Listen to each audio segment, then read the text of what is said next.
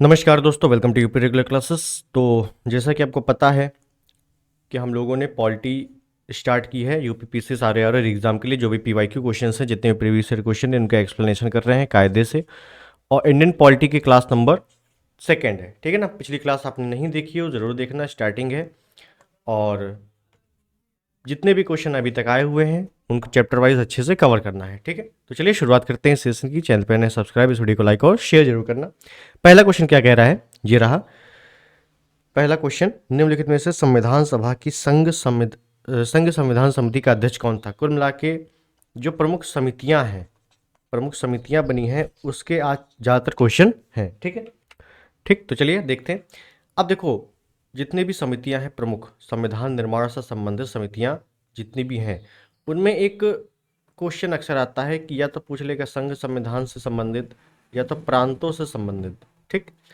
एक trick type की है, समझ लो। तो जब भी संघ आ जाए तो आपको करना है पंडित जवाहरलाल नेहरू, और जब भी प्रांत आ जाए तो आपको करना है सरदार पटेल, ठीक। अब देखो, पूछा क्या गया है, संविधान सभा की संघ संविधान समिति, संघ आ गया है, मैंने बताया संघ जैसी आ जाए तो क्या करना है, पंडित जवाहरलाल नेहरू। तो ऑप्शन सी यहाँ पर सही हो गया, ठीक। तो ये एक ट्रिक है, बाकी आप याद करने को याद कर सकते हो, लेकिन एक ट्रिक के यूज कर सकते हो आप, ठीक है। तो देखो, अब जितनी भी संविधान समितियां बनी हैं वो देख लेते हैं एक बार। जैसे प्रमुख समितियां हैं, जैसे संघीय संविधान समिति, इसके अध्यक्ष कौन है, पंडित जवाहरलाल नेहरू। प्रक्रिया विषयक नियमों संबंधी समिति, डॉक्टर राजेंद्र प्रसाद।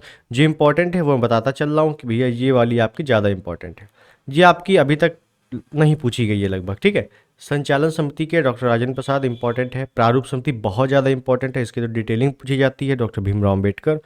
मौलिक अधिकार, अल्पसंख्यक एवं जनजातीय अपवर्जित क्षेत्रों संबंधी सलाहकार समिति। आपसे ऐसा पूछा जाता है कि मौलिक अधिकार और अल्पसंख्यक अधिकार समिति, अल्पसंख्यक अधिकार समिति के अध्यक्ष कौन है, तो सरदार पटेल है। अब देखो, मूल अधिकार, देखो मौलिक अधिकार या मूल अधिकार समिति के अध्यक्ष सरदार पटेल, लेकिन मूल अधिकार उप समिति के अध्यक्ष पूछेगा तो जेबी कृपलानी। अब यहाँ पे देखो, अल्पसंख्यक अधिकार समिति के अध्यक्ष सरदार पटेल, लेकिन अल्पसंख्यक उप समिति के अध्यक्ष कौन है, एस सी मुखर्जी। तो यहाँ पे उप अगर लग जाए तो चेंज हो जाता है नाम।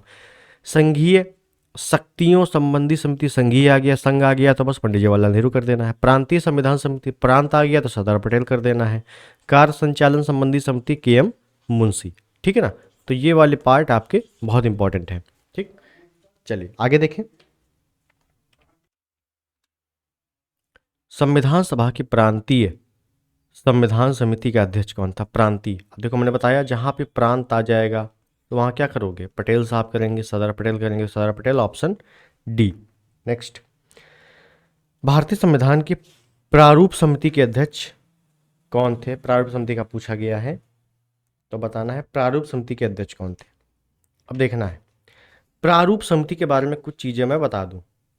इसका जो गठन होता है प्रारूप समिति का, ये होता है 29 अगस्त 1947 को।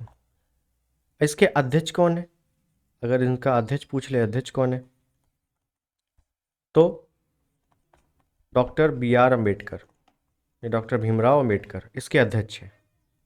ये अध्यक्ष कब बने, तो 30 अगस्त को, अगले दिन। ये भी कई बार आ चुका है, ठीक है ना। तो थोड़ा सा लॉजिकल क्वेश्चन बनता है, 30 अगस्त को ये अध्यक्ष बने। प्रारूप समिति 7 सदस्य, कितने सदस्य भैया, 7 सदस्य, मतलब 1 + 6, 6 अन्य है और एक अध्यक्ष है। प्रारूप समिति के अन्य नाम क्या क्या हैं, बहुत इंपॉर्टेंट है। अन्य नाम कई बार आते हैं और अभी आगे मैं आपको कराऊंगा भी कहाँ कहाँ आया हुआ है। इसी को कह देते हैं पांडुलेखन समिति, इसी को कह देते हैं मसौदा समिति, इसी को कह देते हैं वार्ता समिति, वार्ता समिति, और इसी को कह देते हैं drafting of committee, drafting of committee भी बोला जाता है, ठीक है। तो ये कुछ अन्य नाम है। अब आपसे पूछ लेगा पांडुलेखन समिति के अध्यक्ष कौन है, अब आप कंफ्यूज कि पांडुलेखन समिति पहली बार नाम सुना है। तो भैया पांडुलेखन समिति जब भी आ जाए तो वो प्रारूप समिति के ही बारे में पूछ रहा है, ठीक है। अब इसके सदस्य कौन कौन है वो भी हम लोग अभी देखने वाले हैं, 6 सदस्यों को, ठीक है। तो यहाँ पे ऑप्शन कौन सा सही हो जाएगा, ऑप्शन सी आपका सही हो जाएगा। चलो आगे देखिए, भारतीय संविधान सभा की प्रारूप समिति का अध्यक्ष कौन था। सेम क्वेश्चन है, डॉक्टर भीमराव अम्बेडकर, कई बार आ चुका है ये, ठीक है। सूची 1 सूची 2 मिलान करना है अपने को, संविधान सभा समितियां हैं ये और उनके अध्यक्ष हैं। हमें पता है प्रारूप, अभी हम लोगों ने देखा कि भैया प्रारूप समिति के अध्यक्ष कौन है, प्रारूप समिति के अध्यक्ष बी आर अम्बेडकर, तो बस हम लोग डी का 1 कर देंगे, और डी का 1 देखो चारों में है, ठीक। उसके बाद संघ, मैंने बताया जैसे ही संघ नाम आएगा तो क्या करेंगे, पंडित जवाहरलाल नेहरू करेंगे, ठीक है ना।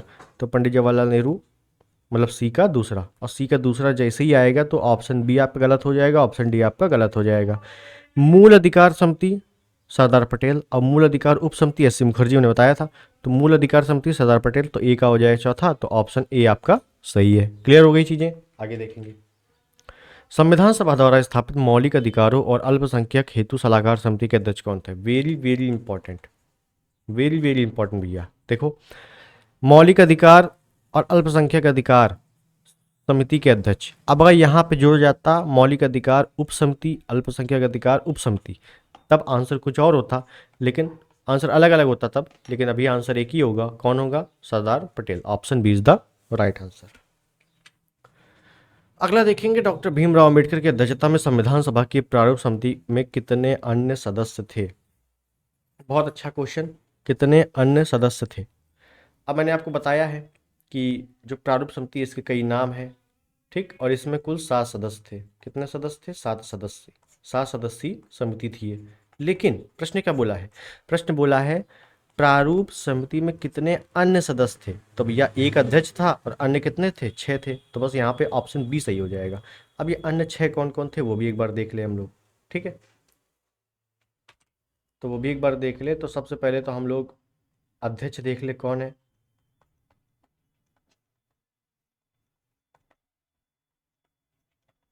डॉक्टर भीमराव अंबेडकर, ये अध्यक्ष हैं। अब अन्य सदस्य कौन कौन है, अन्य सदस्य, तो अन्य सदस्य में याद रखना, एक है आपके के एम मुंशी, के एम मुंशी, एक है आपके गोपाल स्वामी आयंगर, एक है कृष्णा स्वामी अय्यर, एक है मोहम्मद सादुल्ला, कौन है, मोहम्मद सादुल्ला, एक है B L Mittal, B L Mittal, और एक है D P Khaitan, D P Khaitan. एक चीज़ याद रखनी है, अब यहीं से आप प्रश्न बनते हैं कि भैया बी एल मित्तल और डी पी खैतान की हो जाती है मृत्यु, जब बनते हैं सदस्य उसके बाद मृत्यु हो जाती है, ठीक है ना, ये बी है। तो अब इनकी जगह कौन आए नए, तो बी एल मित्तल की जगह याद रखना है एन माधव राव, एन माधव राव आए थे, और डी पी खैतान की जगह टी टी कृष्णाचारी जी आए थे। अब एक चीज़ और याद रख लेनी है इसी में, क्योंकि आप पीसीएस दे रहे हो तो हो सकता है पूछ ले आपसे अच्छा क्वेश्चन। के एम मुंशी ये कांग्रेसी थे, आपसे पूछा जाएगा प्रारूप समिति के सदस्यों में कौन कांग्रेसी थे, तो के एम मुंशी कांग्रेसी थे, ठीक है, ये भी याद रखना। चलो अगला देखें, निम्नलिखित में से कौन प्रारूप समिति के सदस्य थे। तो जवाहरलाल नेहरू तो कहीं से नहीं थे, 2 हटा दो, तो 2 इसमें है, हटा दो, एलिमिनेट करके आंसर हम लोग देंगे। 2 इसमें है, हटा दो, हो गया। उसके बाद देखो सरदार पटेल नहीं थे, सरदार पटेल नहीं थे, चौथा इसमें हटा दो, बचा क्या, ऑप्शन सी एन गोपाला स्वामी और कृष्ण स्वामी अय्यर, ये दोनों थे, ठीक है। अगला, संविधान पांडुलिखन समिति का निम्न में से कौन सदस्य नहीं था।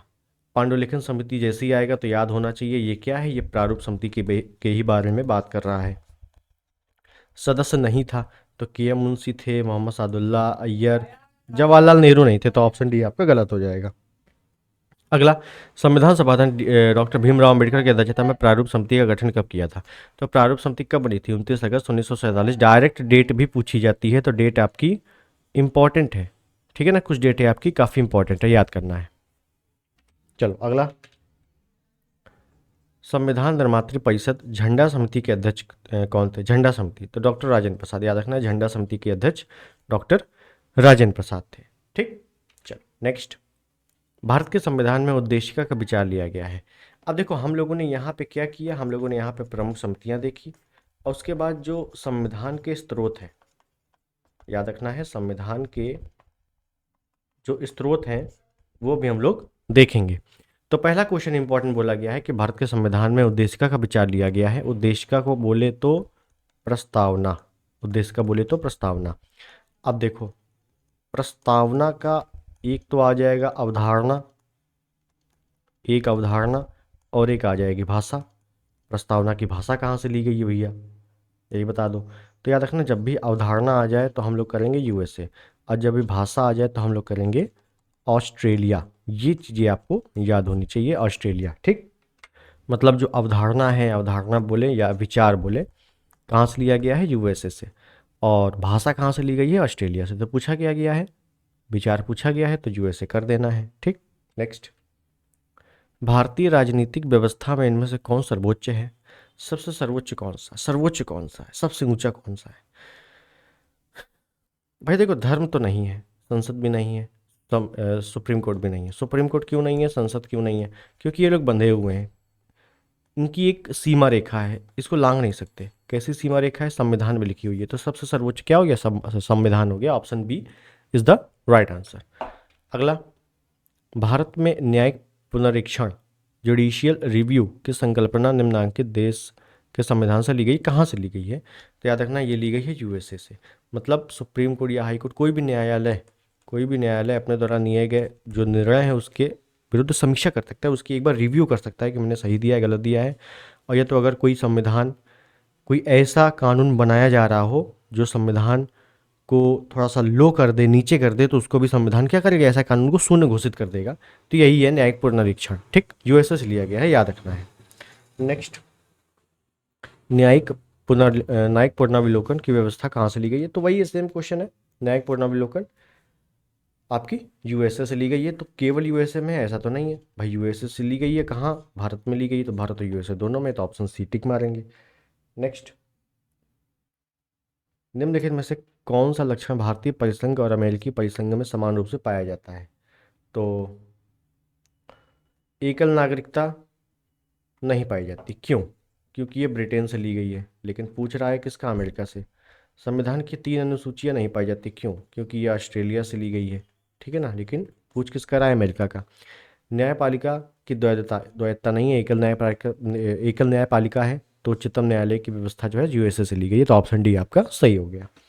अगला, भारत की संघात्मक व्यवस्था निम्नलिखित में से किस देश से संबंधित है। संघात्मक, एक आपकी संघात्मक है, एक संसा सॉरी एक है संघीय, एक है संसदीय,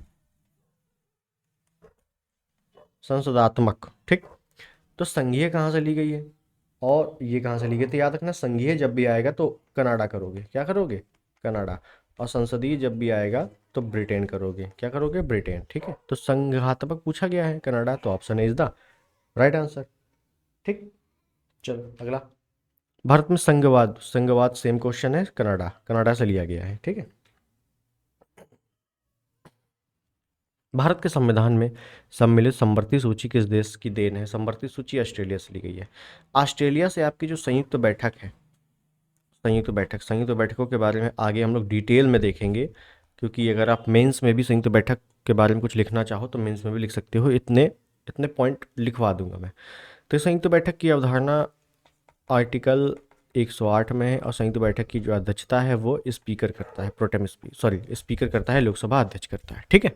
चलो अगला, भारत ने संवर्ती सूची की संकल्पना उद्धत की है, कहाँ से की है। तो ऑस्ट्रेलिया से की है, सेम ही क्वेश्चन है।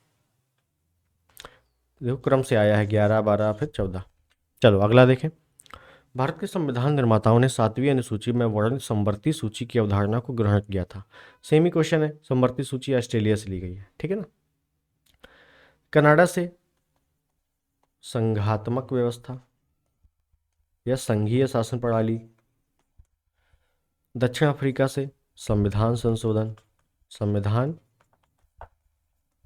संशोधन। और ये तो एक हो गया, और क्या लिया गया है, तो राज्यसभा में राज्यसभा के सदस्यों का निर्वाचन। सदस्यों का निर्वाचन। ये भी कहाँ से लिया गया है? दक्षिण अफ्रीका से। भारतीय संविधान में राज्य के नीति निर्देशक तत्व, जिसको हम लोग डीपीएसपी बोलते हैं, और इसका उल्लेख भाग 4 में है, और ये आर्टिकल 36 से 51 में है। ठीक, 36 से 51 में है। तो किस देश से लिया गया है? तो ये लिया गया भैया आयरलैंड से। अच्छे से याद रखोगे, ठीक है। चलो, फ्रांस से। फ्रांस से गणतंत्रात्मक व्यवस्था। गणतंत्रात्मक व्यवस्था, इस वजह से देखा होगा फ्रांस जब भी गणतंत्र दिवस होता है 26 जनवरी को, तो क्या होता है, अगर कोई भी देश का, किसी भी देश का अगर कोई राष्ट्रपति प्रधानमंत्री भारतीय गेस्ट के रूप में नहीं आ रहा है, या लास्ट मोमेंट पे वो कैंसिल कर देता है, तो फ्रांस से, भारत किससे कहता है? फ्रांस के जो भी राष्ट्रपति होते हैं उनको कहता है। अब चूंकि फ्रांस से गणतंत्रात्मक व्यवस्था ली गई है, तो इनकी एक जिम्मेदारी हो जाती है कि हमें तो जाना ही जाना है 100%, चाहे जो कुछ हो जाए, हमें जाना ही जाना है। तो याद रखना, गणतंत्रात्मक व्यवस्था यहाँ से ली गई, इसी वजह से हम उनको बुला सकते हैं, तो वो मना नहीं कर सकते। ठीक। भारतीय संविधान में अन्य देश के संविधान से कुछ विशिष्टताओं को लिया गया है। किस देश का राज्य के नीति निर्देशक तत्व के निर्माण में योगदान है? आयरलैंड। सेम। ठीक।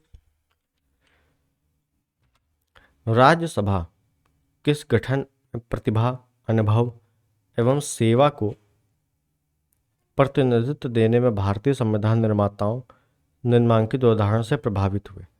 तो प्रतिभा, राज्यसभा, राज्य की बात हो रही है, और राज्य की बात किसमें होती है? डीपीएसपी में होती है। राज्य के नीति निर्देशक तत्व, राज्य की बात होती है, तो वही कहाँ से प्रभावित है? डीपीएसपी। तो आयरिश मतलब आयरलैंड। तो बस option A is the right answer. ठीक, मिलान करना है। ठीक है, डायरेक्ट मिलान करेंगे हम लोग। ऑप्शन आपको पूरे दिख रहे होंगे अब, ठीक है। ठीक, दिख रहे हैं, कोई दिक्कत नहीं है। तो देखते हैं, मिलान करते हैं। मूल अधिकार कहाँ से लिए गए हैं? तो मूल अधिकारों की बात कर लें तो ये भाग 3 में है। भाग 3 में है। मूल अधिकार बहुत इंपॉर्टेंट है, इसके तो पूरे एक एक आर्टिकल आपको पता होने चाहिए। आगे हम लोग करेंगे इसके बारे में। तो मूल अधिकार आपका यूएसए से लिया गया है। तो ए का हो गया 2, ए का हो गया 2, इसमें और इसमें। ठीक। अगर डीपीएसपी बात करें तो हम लोग डीपीएसपी पढ़ते आ रहे हैं। डीपीएसपी लिया गया है आयरलैंड से। तो डी का हो गया 3, डी का हो गया 3। तो ऑप्शन सी आपका यहाँ पे सही है। अगर शासन की संसदीय प्रणाली की बात करें तो ये यूके मतलब ब्रिटेन, ब्रिटेन से लिया गया है। संसदीय और संघीय आ जाता तो कनाडा को कर देते। और आपातकाल आपका जर्मनी से लिया गया है। ठीक है, चलो अगला। कौन सा युग्म सही सुमेलित नहीं है? मौलिक अधिकार यूएसए से लिया गया है। डीपीएसपी आयरलैंड से लिया गया है। केंद्र की अवशिष्ट शक्तियां ऑस्ट्रेलिया से नहीं ली गई, ये कनाडा से ली गई हैं। कहाँ से? कनाडा से। आपातकाल जर्मनी से। ये आपका सही है। चलो मिलान करना है फिर से। मौलिक अधिकार आपका अमेरिका से लिया गया है, यूएसए से लिया गया है। तो ए का हो गया चौथा, ए का चौथा सभी में है। राज्य के नीति निर्देशक तत्व या डीपीएसपी आपके आयरलैंड से लिए गए हैं। तो बी का हो गया तीसरा, बी का तीसरा जैसे ही हो गया, तो ये तीसरे हैं, तो ये काट दो। केंद्र राज्य संबंध, अगर केंद्र राज्य संबंध की बात करूं तो ये कनाडा से लिया गया है। तो कनाडा कहाँ पे है? तो डी का हो गया दूसरा, डी का हो गया दूसरा। तो आपका option D is the right answer. Next, फिर से मिलान ही करना है अपने को। विधि का शासन, विधि का शासन इंग्लैंड से लिया गया। इंग्लैंड मतलब ब्रिटेन। ठीक। तो ए का हो गया दूसरा। उसके बाद विधि द्वारा स्थापित प्रक्रिया जापान से ली गई है। ये कुछ चीज़ें याद कर लेनी है। बी का हो गया तीसरा। तो ऑप्शन डी यहाँ पर सही हो गया। सी का अगर बात करें, राष्ट्रपति राज्यपाल को विधेयक को सुरक्षित रखता है, विचार को सुरक्षित रखता है राज्यपाल के। तो ये कनाडा से लिया गया है, तभी तो केंद्र राज्य संबंध है भाई। ये उदाहरण है किसका? केंद्र राज्य संबंध का। केंद्र राज्य संबंध भाई, राज्यपाल राज्य का और राष्ट्रपति केंद्र का। तो सी का हो गया चौथा, ये कनाडा से लिया गया है केंद्र राज्य संबंध। ठीक।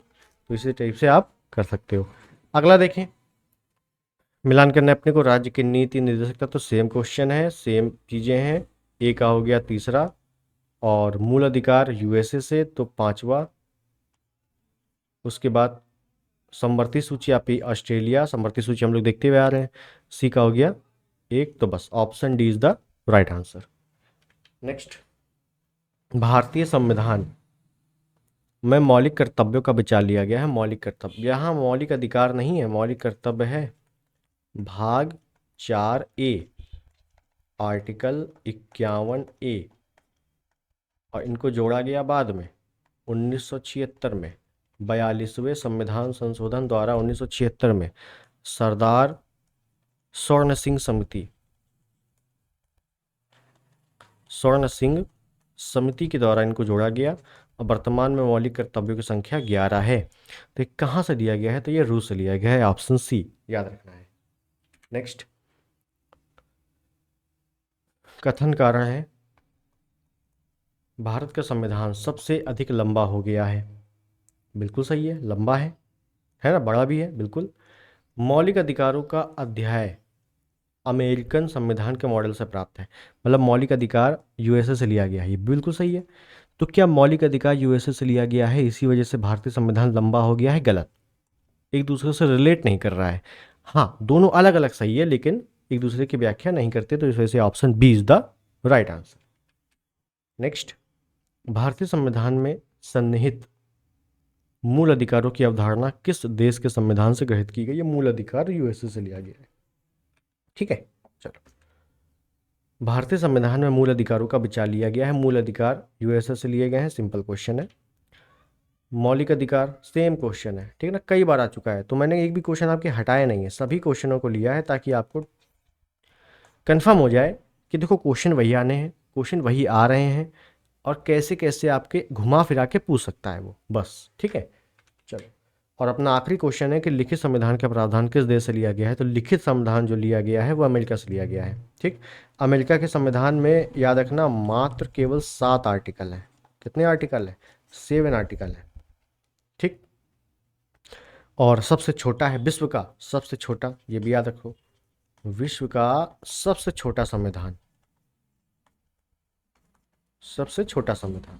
ठीक, तो वहाँ के मुझे लगता है हर प्रत्येक नागरिक भी 7 आर्टिकल रट के चलता होगा, पूरे संविधान का ज्ञाता होगा, है ना। चल, ये चीज़ें आपकी हो गई, और आज का हम लोगों का लेक्चर समाप्त होता है। आज का वीडियो यहीं पर हम लोग एंड करेंगे, और इसके आगे अगला जो टॉपिक होगा उसके बाद हम लोग धीरे धीरे चलेंगे आराम से, और जो भी थ्योरी वाले पार्ट आएंगे जहाँ पे आपको संसद समझना है, मौलिक अधिकार समझना है, डीपीएसपी समझना है, लोकसभा राज्यसभा, तो बहुत ही डिटेलिंग से हम लोग समझेंगे, कोई जल्दबाजी नहीं करेंगे। ठीक है, तो चलिए मिलते हैं अगली वीडियो में, तब तक के लिए नमस्कार, जय हिंद, वंदे मातरम।